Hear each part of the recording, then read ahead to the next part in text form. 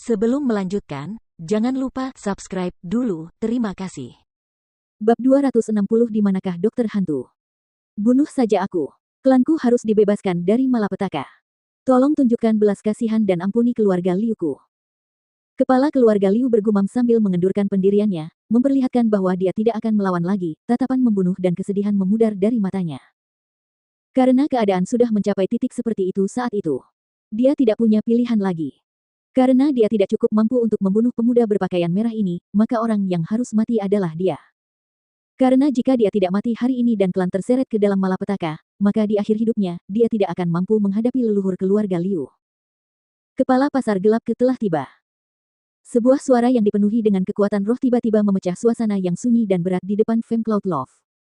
Pada saat yang hampir bersamaan setelah mendengar kedatangan kepala mata semua orang kemudian secara refleks menoleh ke arah pemuda berpakaian merah.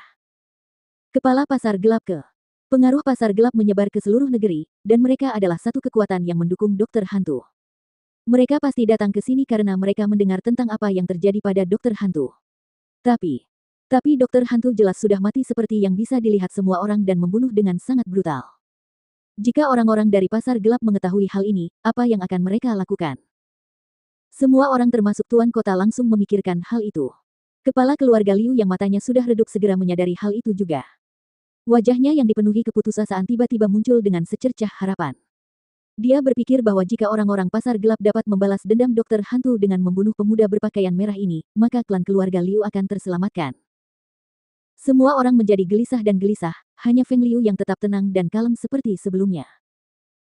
Dia menatap kepala keluarga Liu yang lehernya telah dia cekik dan menoleh ke arah suara itu sebelum ujung mulutnya melengkung. Apa yang kamu pikirkan?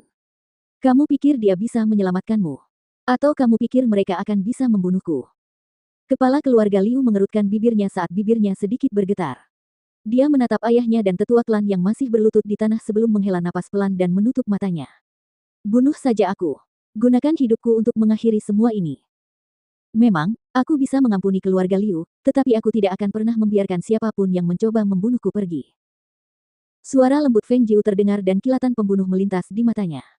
Tangan yang mencengkeram kepala keluarga Liu mengencang dan terdengar suara retakan tajam, leher kepala keluarga Liu yang tak berdaya patah menjadi dua. Hingga ajal menjemputnya, ia hanya mengeluarkan erangan teredam saat menghembuskan napas terakhirnya. Jatuh degen suara redam. Feng Jiu melepaskan genggamannya, dan tubuh kepala keluarga Liu terjatuh ke tanah, tepat di hadapan orang-orang keluarga Liu. Ketika melihat kepala keluarga Liu sudah tidak bernapas lagi, mata Patriark Liu yang tua terkejut karena menunjukkan rasa sakit dan ketidakberdayaan yang tak tersamarkan. Mulut beberapa tetua klan bergerak, tetapi mereka tidak mengatakan sepatah kata pun, tetapi hanya menatap mayat di hadapan mereka dan mendesah. Siapa yang bisa mereka salahkan? Siapa yang bisa mereka benci? Dan siapa yang harus mereka cari? Atas semua ini, mereka hanya bisa menyalahkan diri mereka sendiri, membenci diri mereka sendiri, karena mereka mencari semua masalah ini pada diri mereka sendiri, dan karena ini adalah dunia di mana kekuasaan berkuasa. Tuan kota dan orang-orang di kerumunan itu mendesah dalam hati. Mereka tidak menyangka ini akan terjadi, semuanya begitu tak terduga. Kepala keluarga Liu akan mati begitu saja. Mereka hanya melihat apa yang terjadi di awal tetapi tidak pernah menduga akan berakhir seperti itu. Awalnya mereka mengira bahwa berhadapan dengan klan keluarga Liu, pemuda berpakaian merah itu akan menjadi orang yang mati. Namun saat itu, tidak ada yang berani meremehkan pemuda itu lagi, dan tidak ada dari mereka yang berani bertindak berani di hadapannya.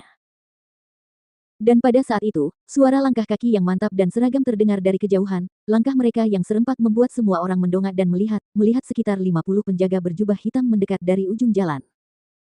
Setiap dari 50 penjaga berjubah hitam itu memiliki sikap yang dingin, aura yang mantap di sekitar mereka, dan hanya dengan melihat mereka, orang tahu bahwa mereka semua adalah petinju terampil yang dipilih dengan cermat.